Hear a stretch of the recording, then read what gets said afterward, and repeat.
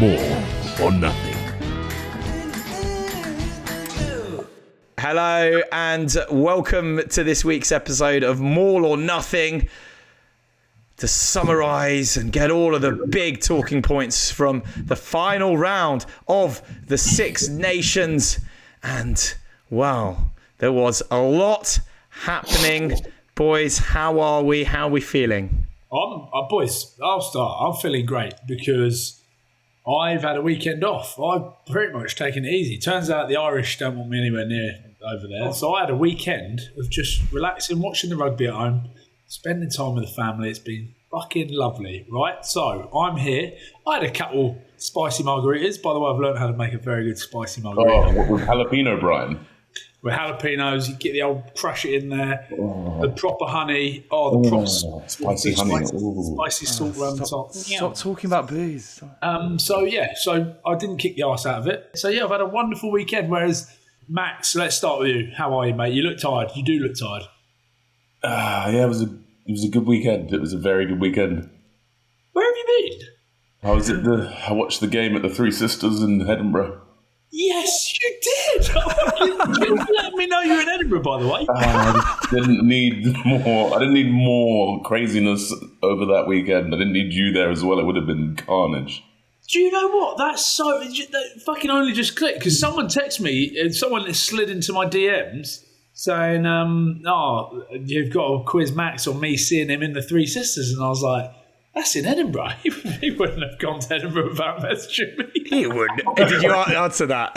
It was a flashback job, right? It was a stag setting off our good man Brian Byrne into the blessed ceremony of matrimony. So okay, I forgive you.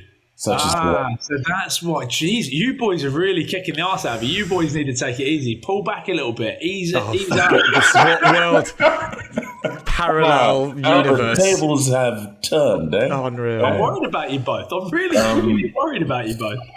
Guess who I saw? I saw the dentist for a quick chin wag. Oh, did you? Who's the dentist? Dildo Dave.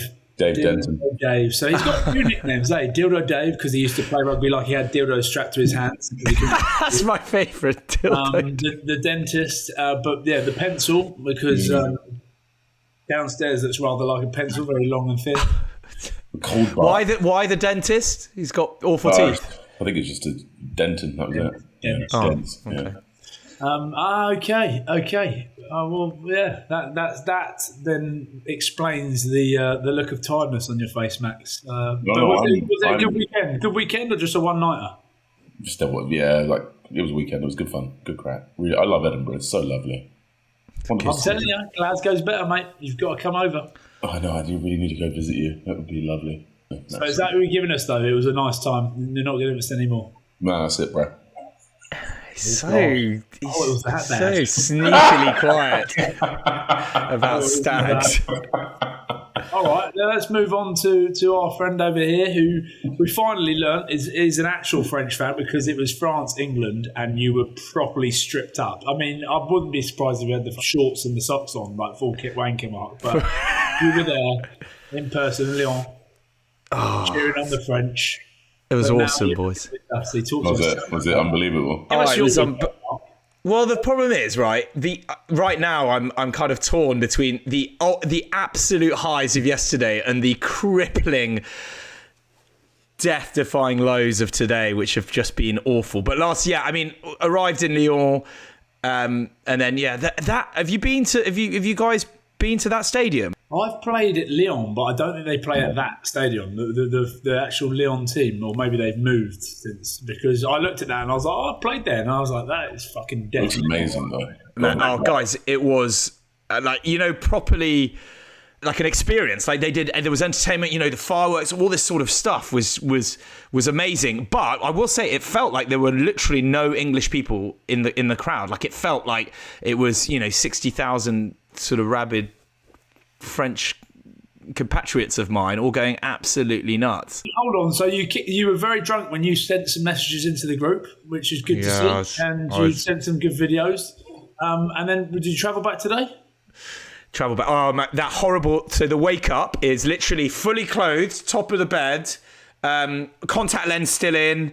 Chicken nugget, not quite in my hand, but just to the side. And then sweet and sour sauce, culturally appropriate, but sweet and sour sauce spread all over the bed.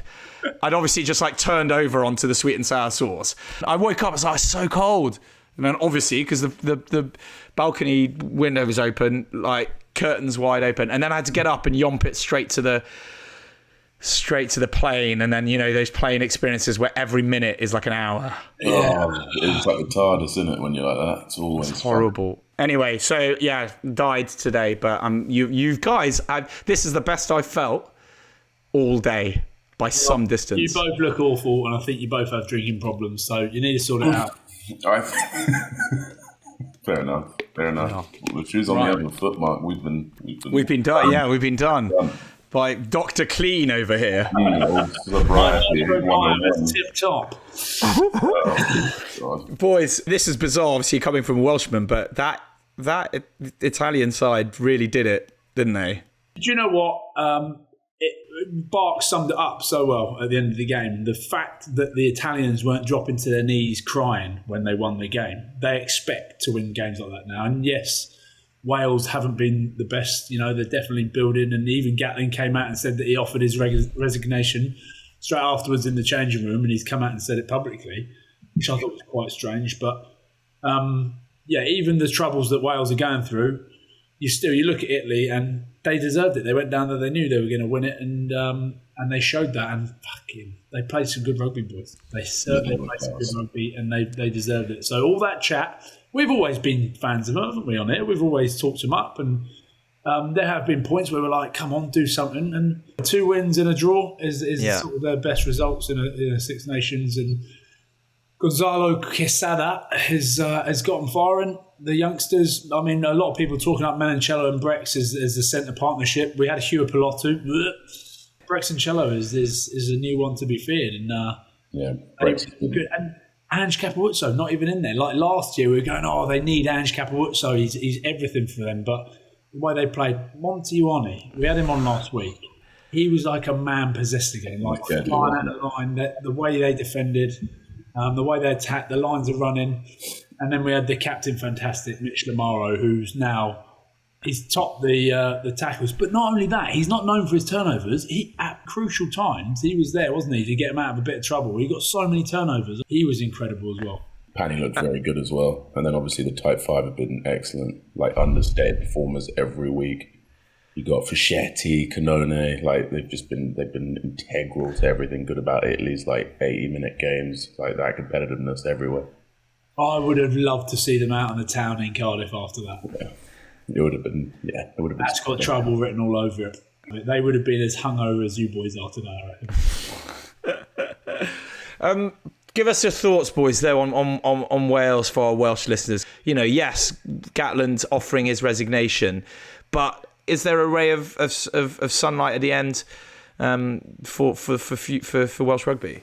Why do you reckon he did come out and say that? I don't know, it's an interesting one. I guess it's sort of like he feels, wooden spoon, and it may be the right thing to offer it. You'd rather not have to be forced out, wouldn't you? I don't know. Is it the right thing for him to do? How does that look? How do the players look at that? Do they go, he's ready just to sort of step away from it? I don't think he wants to step away. Yeah, that's what I sort of took from that. Almost because he's getting on now, isn't he? He's been around a while. He's done a lot of great things for rugby in Wales, especially. So it's just interesting to speculate on. But I guess going back to your question, Mark, they need to scrap that rule. They need to scrap the cap rule. They scrap that, they get some fitness back, and that team looks very different and a lot more competitive. Like it would be night and day. And then given the tournament and the sort of players that have been involved, like the experience will be invaluable for a lot of these guys who are just sort of starting their international careers. There's been some talk that they're ready for it, but man, the Six Nations is such a funny thing because it's just year on year it changes so much. Like look at this year, it's just been the narratives of teams have changed considerably, I believe. You're right. It's given some young players like some seriously good experience in a Welsh jersey in a Six Nations, and you look at them, and like you said, Mark, they have gone close in a lot of their games. They've come really close, and that's what everyone's been saying about Scotland. Oh, we've come so close, and we've been saying that for so long. So the tell will be whether Wales can turn that around a lot quicker than Scotland have, because we'll go over it in a minute. But Jesus, when you actually look back at Scotland's campaign again, there's so many times where we should have, but we didn't. And with Wales, it's like they're getting close already with a young team and with all the doubts around Welsh rugby. So they'll be all right. I think they'll be all right. And they've had some bright young blokes come through, the likes of Cameron Winnett. Yeah. Fell's been fantastic. Wainwright, he's been the real deal. He has been the real deal. So they've got some good boys in there. Gaffer Jenkins, there's been plenty of standout boys. Mason Grady looks like a serious prospect. Especially with his cameo just coming on and just dominating for what was. I did see a thing of old mate Lewis Rees down in a pool somewhere, in a swimming pool over in America, and I was thinking, do you reckon he's singing "They fuck I'm not over there"? Wooden spoon. Do you know what I mean? Well, I wonder whether that played in his mind when he thought, do you know what? I'm probably fucking safer to get out of this. Get out of this. Don't be part of the wooden spoon, and then come back in a few years. So he'll be over there in his pool just thinking, dodged a bullet there. Or dodged a wooden spoon anyway. So let's go to the Ireland-Scotland game. Ryan, your thoughts, please. A valiant effort by Scotland, everyone's saying, and the way they defended. Okay. Absolutely outstanding. The way they defended was incredible. But equally, Ireland stuttered their way through it. I genuinely believe, I'm getting away from the game already here, but I genuinely believe, I think Ireland got worse as they went on through the tournament. I think they stuttered towards the end. Yeah, you look at last week where they lost against England. They didn't do that well against Wales. They only broke them down at the very last minute. And then against Scotland, who they're penalty machines at the moment, there's a few moments in that game where I'm going, well, if that had gone the other way, they could have lost that one. So I don't think they went. Everyone's expecting them to blow it away. The first two games, we look at it and we think there's no way anyone's going to be in touching distance with Ireland. And then suddenly they lose the second to last game, and then sort of found their way through it. But they weren't the Ireland that we've seen. They weren't fluid. They weren't front foot ball. Loads of handling errors. What do you think? What do you think's going on? Do you reckon they're jaded? Do you reckon they're tired of being the best? Do you reckon they're getting a bit old? No, there's a few in those crucial positions. We got some aging bodies off the back of a big World Cup. Huge emotional hangover from crashing out in the quarters, and then obviously expected to dominate the Six Nations. Are they under some kind of mental duress? I don't know. Is it the big game scenarios like that we've said about the World Cup? Is it when the pressure's on? At home the Aviva Grand Slam. Sorry, not a Grand Slam. Home the Aviva and a chance to win the title. You think they're going to blow Scotland off the park, but they didn't. And Scotland did defend really well, but that's about all that Scotland did. There's some moments of brilliance from Hugh Jones in his try. But going back to the game, that moment at just before 50 minutes where they get held up, the referee doesn't have a clear view, even though it's right in front of him and the ball's towards him, okay? So then he gives a yellow card, and you go back and they take that tap penalty, which, looking back at it now, one, they've got three players in front of the ball. It's a penalty. They're blocking.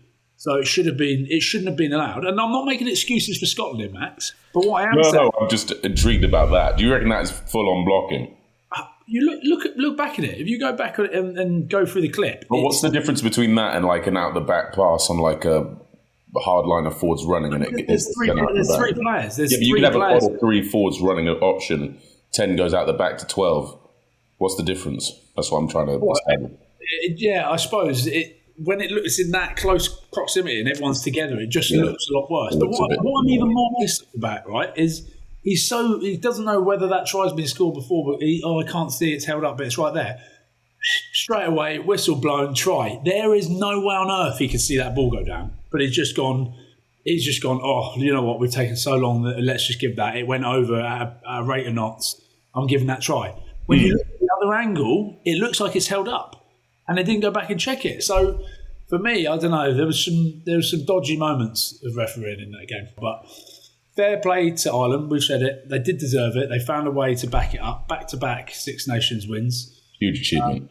Shouldn't be understated. Let's talk. I think we're being slightly slightly bad here. We're talking We down. like to be bad, though. We like to be bad. No, but we're talking down Ireland when they've really done quite an impressive feat and they've still managed to get the big dub. Well, that's it. Flip the narrative, Max. You made that whole thing of the mental duress and everything, that the emotional sort of energy that was expended during and after the World Cup, and see how it did with France for a lot of that tournament. They really only came back properly, really, in that last game on Saturday night. But it's not an easy task to go and win a Six Nations, and they've gone and done it. So let's look at the positives. Max, you start. Well, it was Ireland, wasn't it? The stats show that they've been very similar to where they were last year. They've kicked on, to be that consistent over this period is an impressive feat in itself. Obviously, James Lowe's still tearing up. Gibson Park, huge tournament. Bundy Aki established himself as probably the premier centre at the moment in rugby. And then you've got that pack of absolute wizards of type 5. You've got like Tyke Byrne, Andrew Porter. I think they've been very good, but yeah, I get what Rye's getting at. There's something amiss potentially. We could be completely. But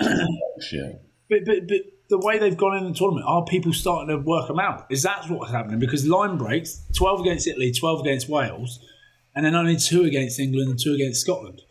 They suddenly lost their way. Is that team's figuring them out? Like, we'll get on to England, and I think England are starting to find themselves finally, and they did that this week. But I don't know. They've not been. They were so good right at the beginning against France, but really, you look at France. France have been shit the whole tournament. They've not been very good the whole tournament. They've found ways to win again, with the referee's help, with the ball falling off the tee and a try that was held up, which wasn't actually held up.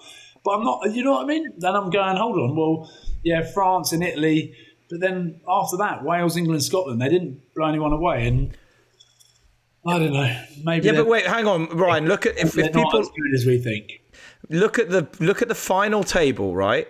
Yeah, they are the only team that have double-digit points positive. So their points differential is positive 84. The next best is France, who came second with 6. England are -5 in third. You're on 0 in fourth. Italy -34. Wales -51. They have absolutely, that's so convincing that.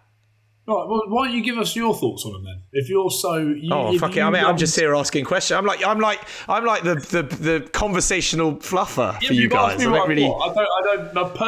don't feel like we didn't see the Ireland that we thought we were going to see at the weekend. We certainly didn't see it at Twickenham the week before that. They just beat Wales, who we've all been talking. What do you mean they just beat them? Come on now. So yeah. No, I think there's illusions of grandeur right now. Yeah, they are still very much the beast of a team that they are. Yeah, and everyone's talking up their under-20s, and England went and won the under-20s. So Ireland look like they're really struggling at the moment.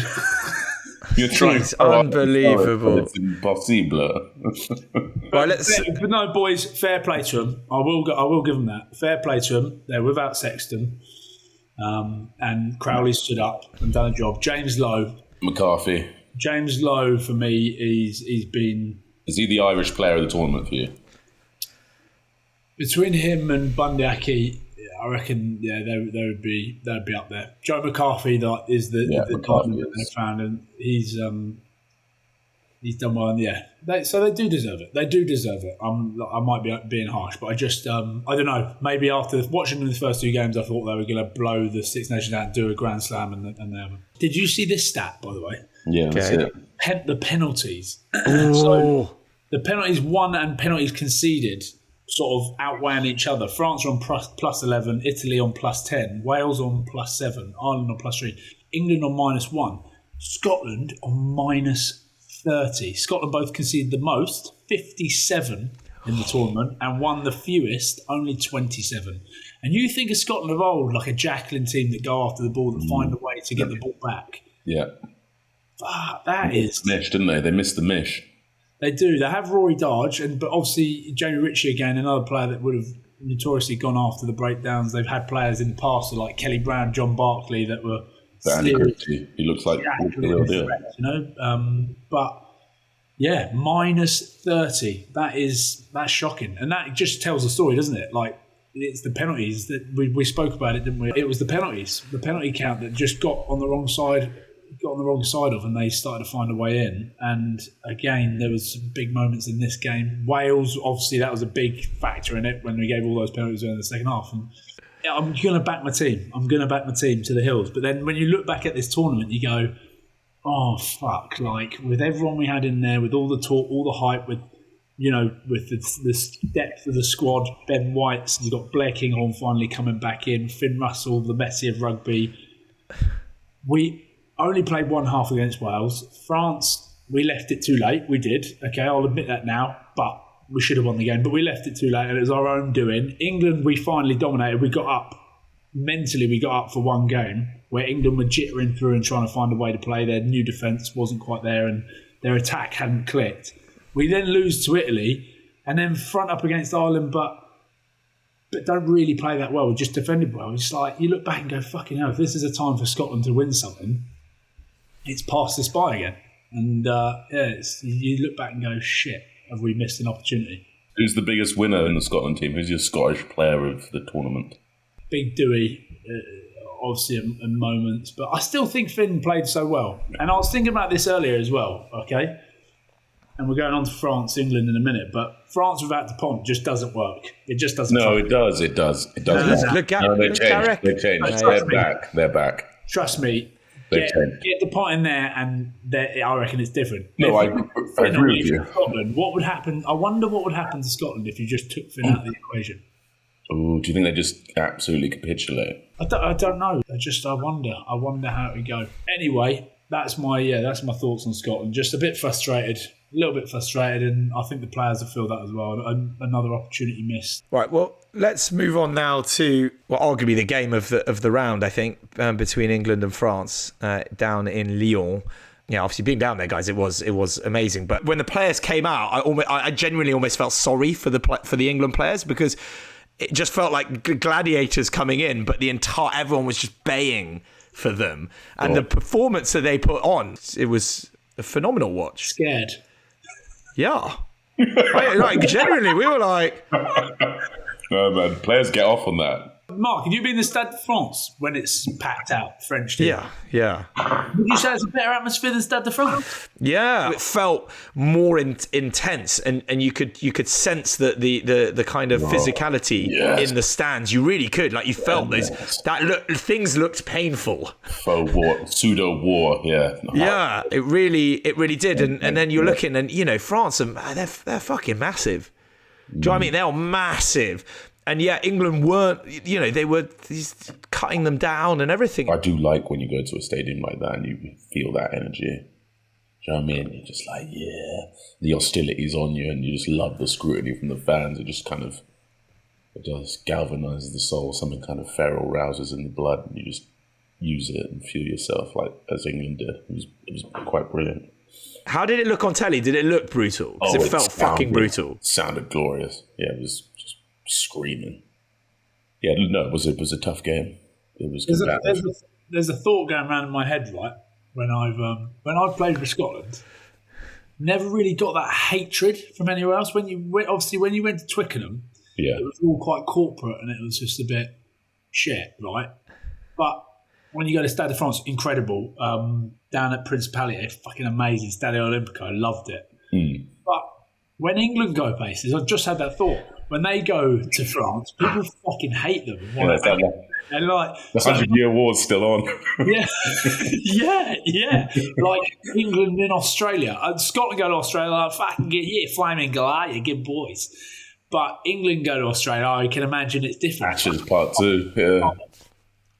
No, you felt, and it really, even just they had the announcer the whole time whenever George Ford was taking a penalty, it was like, please respect the kicker, to which then 60,000 people start booing. Yeah, but I don't know, part of me is obviously I don't really want to boo the kicker. Like, I wasn't booing because I don't think it's the right thing to do, but part of it is also like, this is funny. Like, they've literally been told not to do it, so they double up how much they are actually going to fucking boo. 90,000 raving wild Frenchmen just willing you to miss that kick. Oh, it's just wonderful. That's what happens when my missus tells me, don't do that. I just like, oh, why did you say that? Why have you said that? That just makes me want to do it twice as much, you know? But let's talk about some of the big moments. Let's start with probably the deciding moment, which felt really unfair considering how good friend of the show Ben Earl had performed up against Aldrit, who is no shrinking violet. But we didn't really get what had happened in the stadium because we didn't get a replay, and it didn't look. There wasn't anything clear, so it was a bit like, oh, we got a pen. Great. It was the same on the TV, Mark. When you watched it on the TV, it didn't really come across because not even the ref called it. It was called from the touch judge, I think. Ooh. He's obviously radioed in from the touch to the ref say no arms tackle, because that's when the ref started getting it wrong. Number seven, no arms tackle. And Ben Earl jogs over, is like, sorry, did you say number 7? He's off the pitch. And he went, oh, panic. Sorry, what number? And they, number 8. So you're like, this is a fucking shambles. And as he said, Max, 5 minutes earlier, I think it was Sam, was it Donbrandt? Ben Earl does exactly the same. They strike play, does exactly the same tackle, goes low. The problem is knees on the floor, which doesn't look great on that other one. But he does the same technique. Donbrandt over top, turnover, England go on and score. So they've just done it 5 minutes earlier, but then we've spoken about this so many times. Like, you can't go both. You've got to have a clear, definitive answer. Yeah, it's got to be a consistent, like. It's so frustrating. I even felt frustrated. Like, I wasn't that bothered. I didn't really care if I wanted France to win. I'll be honest. But because that's how Ben tackles the whole time. That if you watch him, any big forward goes down his channel, he's straight on the knee, like he's down there low. Yeah, but was it no arms? But was it? Did he use his arms? Yeah. Sorry, because I haven't. I couldn't. There's sort of no wrap. Yeah, there is. His arm was almost. It is what it is. Like chicken. It was like, what do they call it? A chicken wing on. Like, it was tucked the wrong way. If he had just lifted his hand a bit, it would have changed. Right on the edge. But why is the fucking touch judge looking for that? That's what I'm trying to wonder. So it almost frustrated me because I'm like, I don't know if you should go looking for that. And as I said earlier on, right at the beginning of this, is the fact that we're asking players to go lower and then they're getting pinged for that on fucking giant men. You're throwing your body, your head in the spokes that low. Absolutely. But yeah, it was an unconvincing. It was a sad conclusion to an otherwise like brilliant affair, wasn't it? That was the real sort of downer of it.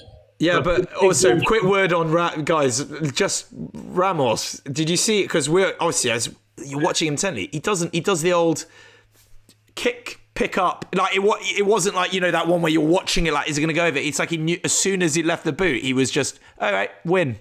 They know, like Steph Curry. They know when they've done it right. Yeah. Before it goes in, they just know when they've struck it right. The brain is just like, yum. But gangster. He's like amazing boot on him, and I think he missed one. I think he missed one earlier on, didn't he? And then to have the balls to slot that. Fair play to him, but he's equally probably 90% of the tries that England got were through him. He is absolute shithouse in defence. The worst thing is, the commentators are just going for him. They're like, there he is again. Like when Ben Earl goes through, it's like they're targeting. I think Genge runs straight towards him, and he's just like, touch. Shadow tackling, my man. And it was the same the week before. Absolute shithouse in defence, but then giving it big lips, like he's constantly. He loves it, doesn't he? Yeah, he loves it. Yeah, he loves a bit of sledge. Oh, you can see him going for it. So yeah, because didn't Blair Kinghorn told us that, didn't he? He said he is like so niggly, like he loves. Do you remember when we said we saw him pushing Marcus Smith's head off? Yeah. So he obviously likes it, but yeah, for someone that wants to give it out in defence, just like nah, not interested. And then you're a matador in D. Yeah, it's not a great combination, but fair play to him. Respect, he's still got the dub. Max, from your perspective, yes, the loss obviously hard to take, but actually, are you happy in a weird way? Yeah, I feel like it's not a fluke now. Hey, right. England are back. England's attack is purring. George Ford to the line. The shape is coherent. You can see the England waltz now. They're goddamn all of them turned up, didn't they? Like, it was just nice to see that club form come to the international fore. You've got Tommy Freeman on fire, Sammy Underhill playing some of his best rugby. You've got obviously Benner, probably now officially a world-class number 8. There's no hiding away from that now. He is that sort of player now. There's no way of getting around that. He's unbelievable. And George Ford's just, man, he's just so good. He's always been so good. It's just so weird, isn't it? How he's just like always been in and out and in and out. It's very strange. It is like in and out, but Marcus Smith made a difference when he came on. Like he made a huge difference to your attack. It was very good, but it would have been nice for Furbank to play it longer though. But obviously his calf sort of gave out in the 3rd minute or whatever it was. So but they link up nicely, don't they? Ford and something Ford. Nice, yeah. They're canny egg chasers, those two.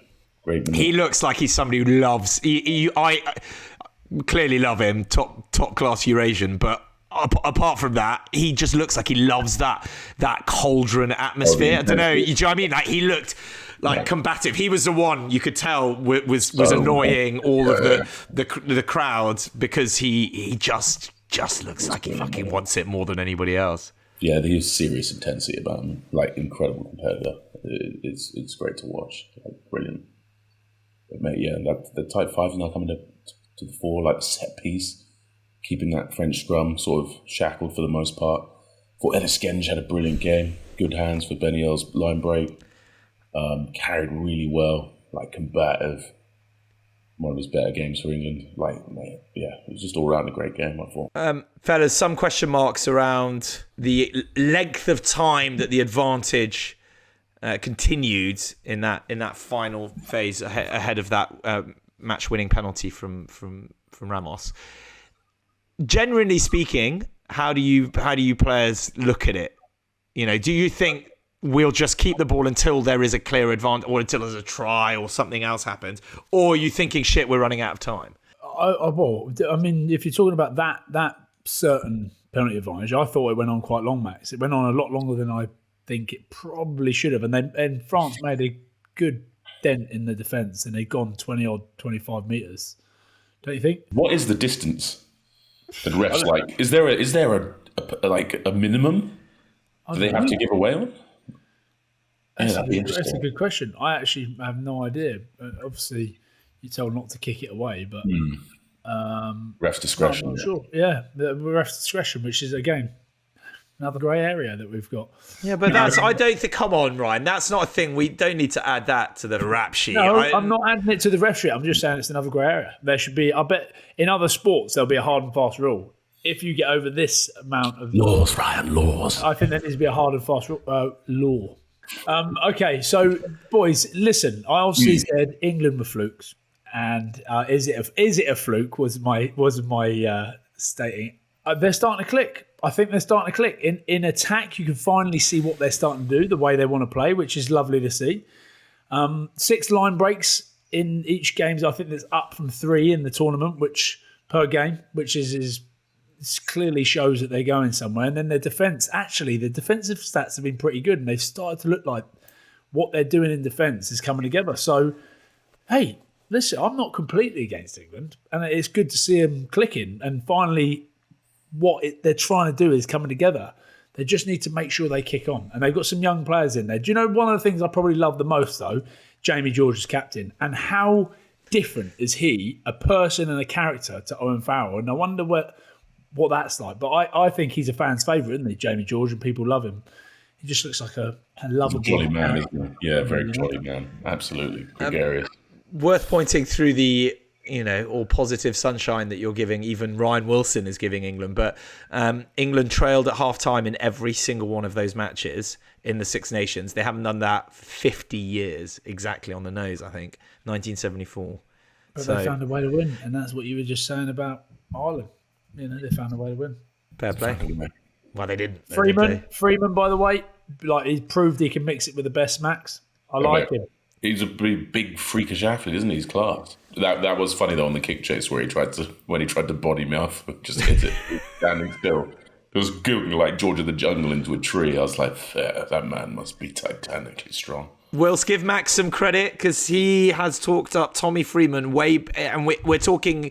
I think you Did you point him out as you thought he'd be one of the Prem stars even before the Six Nations? When he was 11 years old. Shut up. First time I played him at Northampton. I saw it when he was born. I knew it.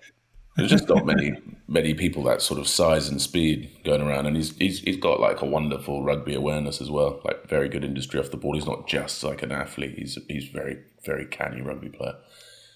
So yeah, may have a long and successful international career. He's been absolutely class. Ollie Lawrence though, he's a problem now. Is he the answer at inside centre? Even though he plays it outside though, doesn't he? At Bath, no, he's just so good, isn't he? Like you can see what England are trying to do off almost a line-out ball. It's like a dummy Maul, or it's like first phase, just send him in the disconnect.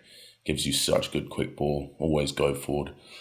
And he's very, very difficult to tackle, as Gelfiku found out. So, mate, he's looking like a serious, like the promise is being shown now.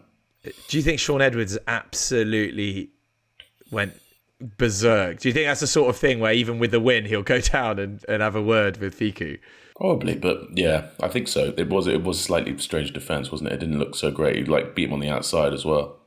There was a few moments of funny French defending, but mate, credit to France where it's due though. They were brilliant. That first try was unbelievable off the turnover. And Le Garrett, by the way, Ryan is the answer. Yes. He studied the shit. He's so fucking good, man. Mate, he's great. Hold on. I get it. He's good. I agree. He's not Dupont. I concur with you entirely. But I can't believe we're talking about a guy that's good, by the way, like this. But anyway, he's good enough to right the French wrong. That's what's happened here. But how funny that he doesn't get looking. He's got his mate Dupont sat up in the stands. He's going, I'm playing really well here, but there's fucking no chance. I've got no chance. There's no looking. It's mad. It's crazy. Dupont, listen, France played a little bit better. Okay, they did. They played a little bit better, but they played well. They've stumbled through this whole tournament, and that's why I'm saying without Dupont, they're not the same team. They have stumbled their way through this whole tournament. They've scraped to win against Scotland, which they shouldn't have had a win. They scraped to win against Italy, which they shouldn't have had. Drew. Yeah, sorry, and should have lost. Sorry, they've not been good, boys. They haven't been. I think the last two games they've been all right. They've been good. That game, honestly, being in there, that was the team that. You wiped the last, as you said, the first three games of the tournament. That was the team we saw pre-World Cup, everything. It just, massive fucking unit, smashing it in. Puno doing what he does out wide, like looking just slick and fast. It was the magic and the brawn. God, I had a semi for most of that game. Anyway, so basically, roundup of the tournament, the refs' decisions have been pretty dodgy. Scotland, France, to lose the game, the grounding saga. Italy versus France, ball off the tee with the charge in, the penalty kick. You can't do that. Ireland versus Scotland, the blocking and then no clear grounding. France versus England, the Earl tackle. Refs have made an absolute mockery of it. I like it though. I think it adds sort of interesting flashpoints. No, it doesn't, because all we do is moan about it. No, you moan about it. You moan about it. It's rugby, man. That's TIR, baby. Yeah, fair play. We got a section now where probably just to be mildly controversial, but we got some greats of the game who are definitely retiring after their last game, and some who might be. Now, we're not trying to put an end to people's international careers like we did with, was it Sean Maitland with Scucks when I was said that he'd retired, and he's like, I'm not retired. But George North has retired from international rugby, from Welsh rugby. I don't know whether, as you said, it would have British and Irish Lions potentially, but Peter O'Mahony potentially, Mani Tuilagi potentially, and we need a fourth just to make it, an even number, if you will. He's probably not going to retire because he says, why would anyone ever retire from international rugby if you can still get picked? And we love him, Danny Kerr. And a side note, Ryan, has Danny thanked you for you giving him 14 more caps to his international career when you told him to when you bell up Borthers, right? When we had him on the show. That was it. He came on the show. Went something like 6 years or something without playing in the Six Nations, and now suddenly 14 caps. Done the maths right here. Times 25, actually. I'm pretty sure it's 25 grand a game. That's £322,000 that we've earned him. So it's like a 20% commission, shouldn't we? 20%. Yeah, 300. So that's 65 grand. That's £64,400, boys, that we're owed. So maybe we should go and have a word with him. He probably still wants paying for the show, though. So okay. See, let's not. We'll be down. But no, what a servant. He's. I loved him when he came on. He was hilarious. Still love the story about him smashing the fish tank in Inferno. So I don't think there's a better story out there. Good. But he's done a fair old job for England, isn't he? And to get 101 caps and hopefully more. I think there's more in him. Right, he's done more. Do it. Rank the players. Wilson. Rank them? Yeah. Rank George North, Peter O'Mahony, Manu Tuilagi, and Danny Kerr. Oh, God. Oh, what?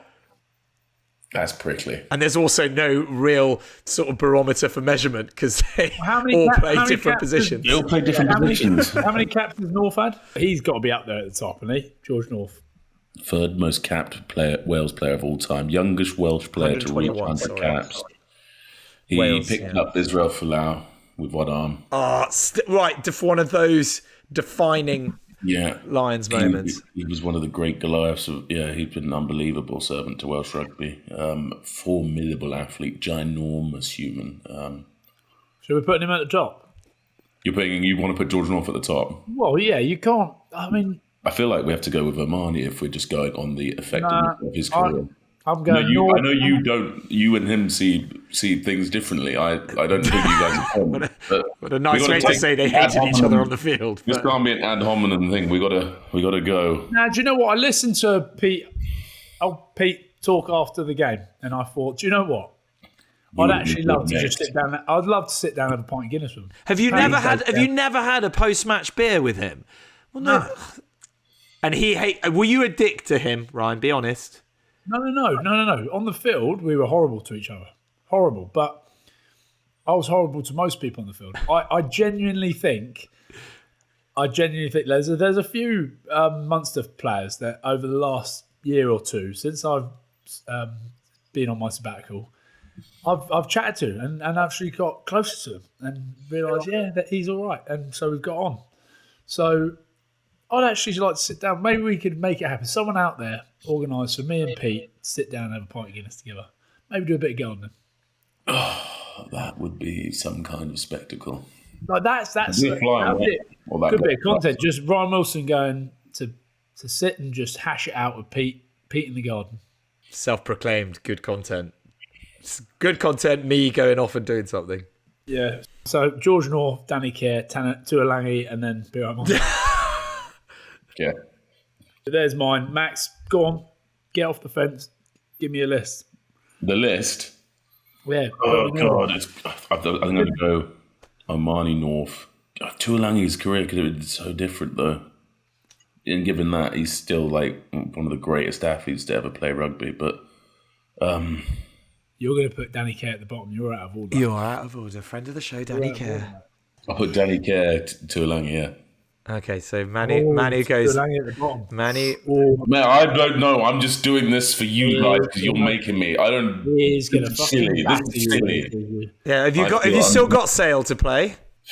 Yeah, we've already played them. Don't worry. It's fine. You beat them away, didn't you, for the first time that you guys have done that? What about Naivai Levu signing for Sale? How good? Replacing Manu. That's not a bad replacement, is it? No, clearly Max doesn't think much of Manu Tuilagi if he's stuck him at the bottom. Oh, why are we doing this? Don't do that. Don't spin it like that. Right, boys, fantasy teams this week. Max, I know I haven't done it the last 2 weeks. You haven't done it the last 2 weeks. We forgot to change our teams, but we've still got players in there, so it's all right. And I had James Lowe in there, I think, so he did pretty well. Mark, did you do yours this week? I did do mine this week. God, you're such a loser. Right, okay. We're going to go. Max, read out the message you got from someone. From a certain Peter Sheriffs. Yo, I know there is such a small chance you see this, but my mate, Rory Cormack, just won the fantasy league. You should get him on the pod. Well, he did. He won it. He had a team of back three, Menoncello, Pinot, and Lowe. Menoncello doesn't play on the wing, so he's actually been disqualified. Sorry about that. We're going to go to the next. No, joking. But you're definitely not coming on the podcast. But yeah, congratulations to Rory. Is that his name just on there? Is it just Rory? Rory Cormack. Rory Cormack. what's his team name? Rory. It is just Rory. That's Rory. Rory, terrible name. So actually, I feel like we should give it to the next person down. What are you doing? He's literally spanked it as well. No, I don't call a man's birth name terrible. That's just so flippantly. You know what I mean. You mean he didn't know? Rory's a great name. What you mean is he didn't put a cool name for his name for the team. Yeah, like number 6, what's Dupont? Like, that's quite good. I like that. And he had a good team. Anyway, should we find out where we finished, gents? Yeah. Go on then. Boys, I finished 247th. Oh, look at Mark.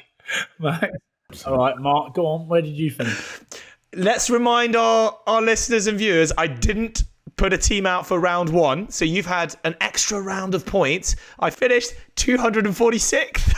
That's unbelievable. Are you fucking not joking me? Just the you are ticket. joking. 246th. That is ridiculous. What was your points? What was your points? Yeah, but you're obviously a nerd and you've been going through it all and done the last 2 weeks. Max hasn't even got a login. Max doesn't. He hasn't got a phone on him. I am 238th. Oh, congratulations, well Max done, is the winner, guys. Really, let's not clap the winners who are 200 down in the 250th positions. How many people? Some people take this shit too seriously. That's the problem. Look at you. As soon as you realise you sucked at this, you're like, oh, I didn't want to play anyway. But congratulations to Rory. Well done, mate. That was good fun. Max, you're all right. Max, you okay? Are you all right, mate? I know what I'm doing. I'm sketching about that thing.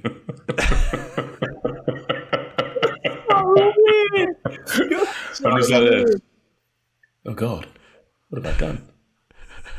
Anyway, back to you, boys. Keep talking about fantasy rugby. I love when Max gets really anxious about some of the words that he's used. By the way, we've got to give him a shout out. Statman Fish and producer Jim are just hammering the messages here like, oh, tell everyone how good we were. Tell everyone how good we were.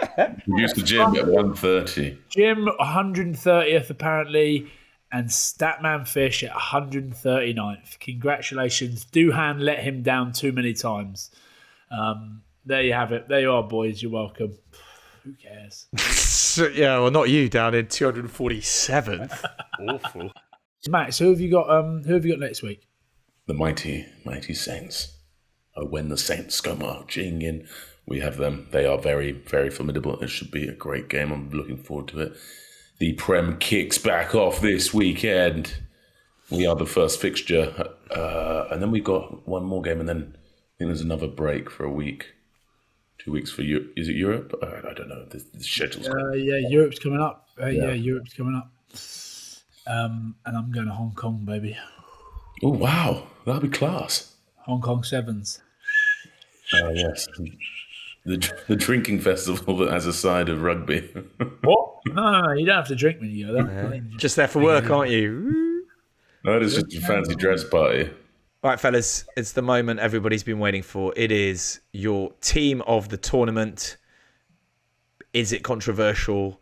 Are you synergized in your thoughts? Hit me. Max, front row. I'm going to go with Lucet, the Italian stallion that is Fischetti. He's been just a mainstay of that Italian team. He's been unbelievable. All action Lucet prop. Molto bene. Molto bene. And then we've got Dan Sheehan, 5 tries for Ireland. The hooker of all hookers. He is the man at the moment.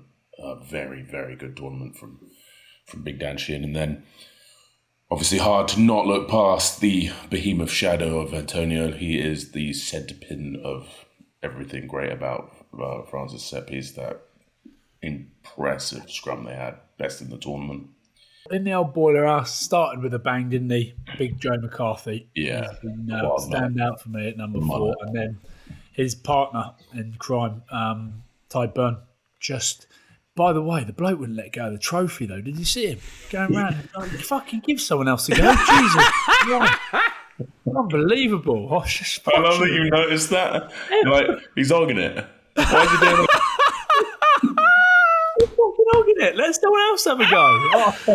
Yeah, but you know when you notice things like that. But other than that, he had a good tournament. But yeah, Ty Burn, he fucking topped the stats on a lot of things, but he's just been standout. And we'll give a nod to a few other blokes. Jenkins was very good. He hit a few rucks, but he's done well as captain. Young man, he's got big boots to fill, so he'll do all right. And Big Martin went all right for England, but the human contorter, yeah, he's been a nice edge to the England pack. But we're sticking with McCarthy and Ty Burn at 4 and 5. Back row. We're then going to the captain of Italy, Sheldamaro. Obviously 7 traditionally, but we're putting him in at 6. The most tackles of the tournament. He's been heroic.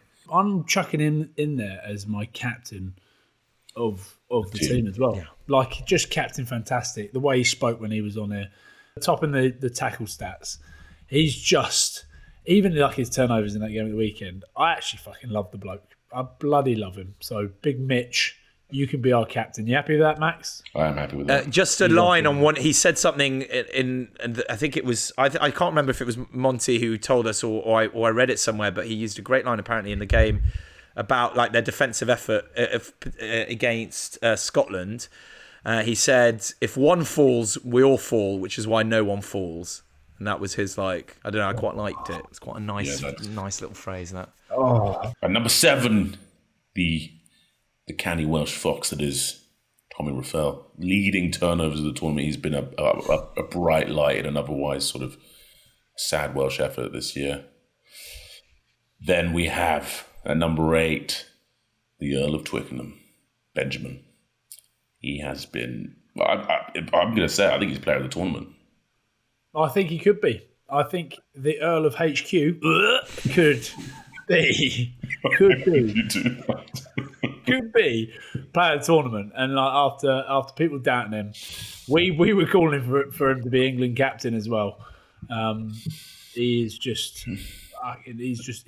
not just topped the stats, has he, with the carries? He's like absolutely blown everyone else out of the park. So fair play to him. Bernal, fantastic. And there is, let's not forget, everybody, at some point there's a clip that highlights why he's had such a good tournament, and we know why, because he's told us why, and there's a very good clip that's incoming that you will see.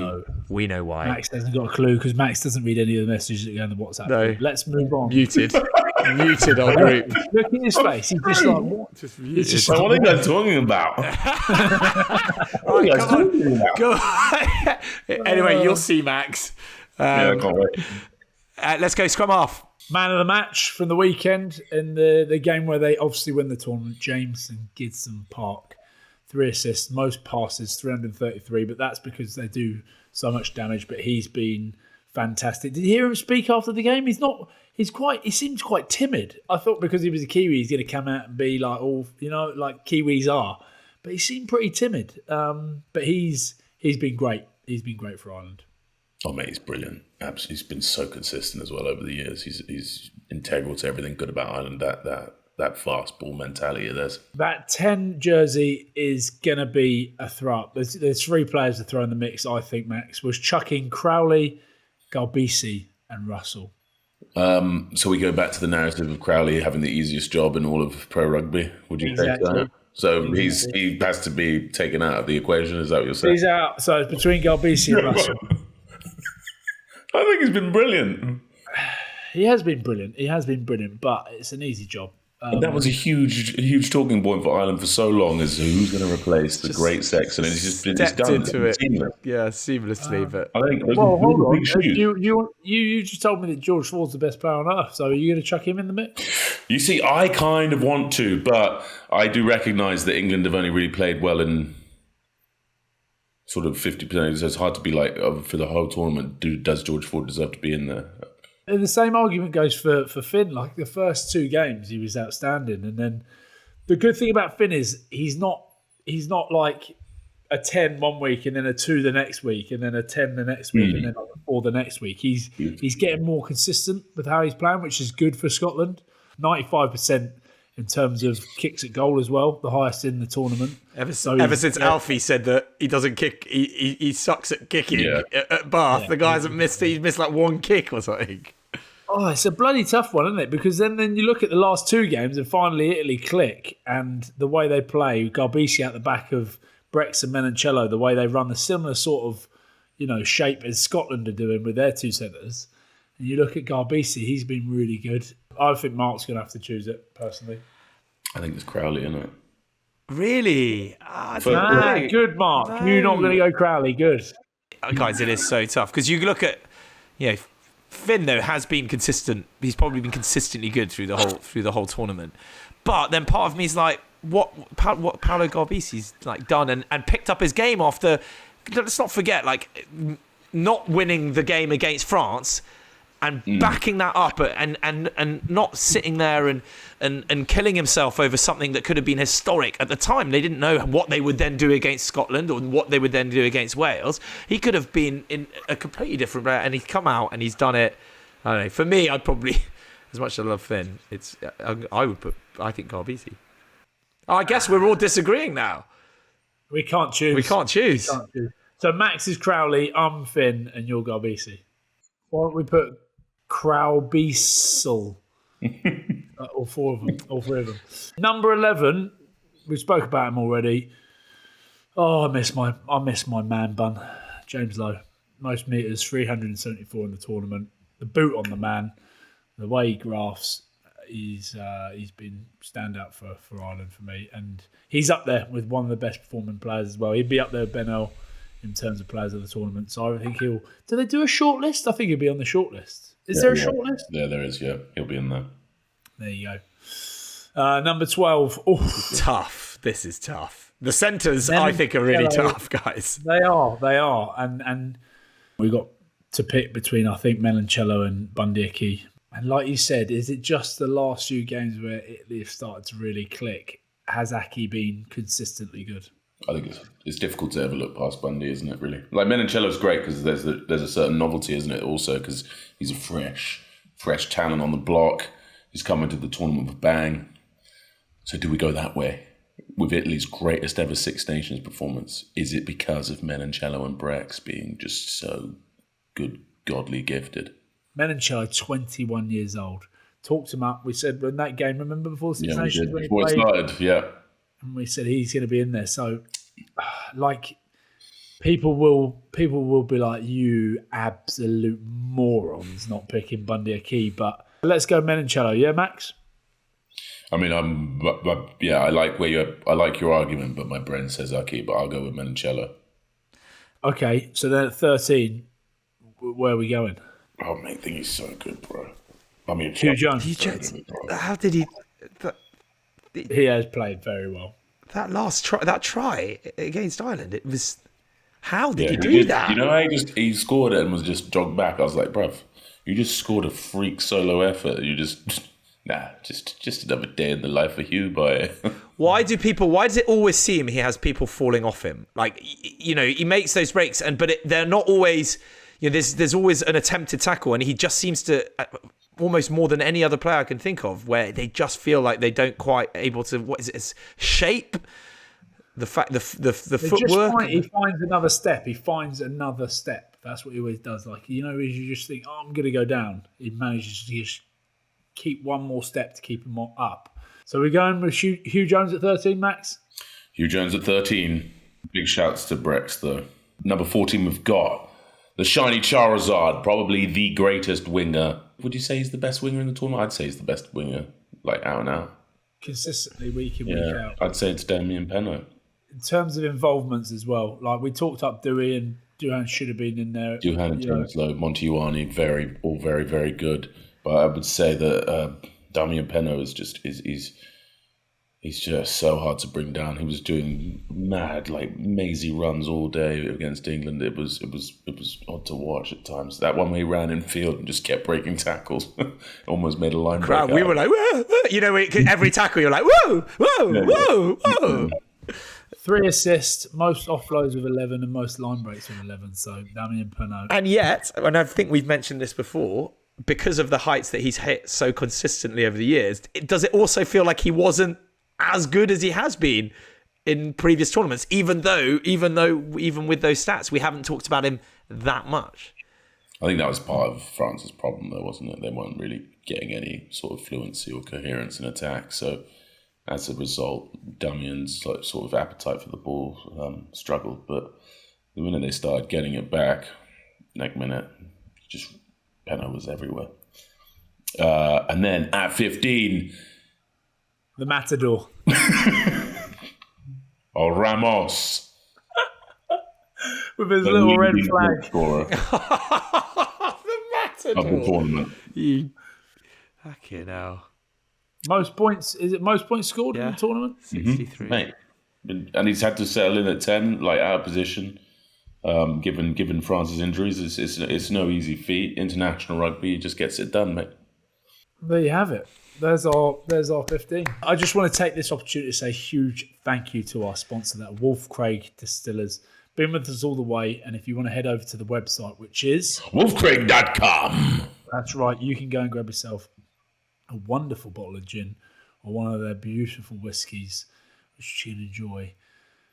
It's Paddy's Day, so you've probably been on the pints of Guinness already and you want something a little bit different, but thank you again, Wolf Craig. You've been with us for a while now, and you're sticking with us, and you are what are keeping us going. So, big shout out to Wolf Craig Distillers. And a huge thank you to you guys and to everybody for listening. And keep telling friends, like, subscribe, follow us on Instagram, Threads, X, formerly Twitter. Reds. Get us. The Reds. Yeah, there we go. And OnlyFans. Have you got it up yet? Your OnlyFans? No, I'm not. Also, no, I'm not doing one. So shut up. So weird. Oh, how good though! Did you get my video before I forget of the toilet? Your feet. The toilet with the thing that came with one of the Japanese toilets in my hotel. I did, the bumhole washer. Yeah, I saw that. You didn't have to send me a video of you using it. It was a bit weird. You didn't send that. A little bit strange. That is weird. My parents watched and listened to this. I didn't do anything like that. It's so weird. Shut up. A little bit strange. Shut up. A little bit strange. Right, on that note, see you guys all next week. Goodbye. Ta-ta. More or nothing. You're an idiot. You're an idiot. My parents idiot. watch. My parents watch this. You're an idiot.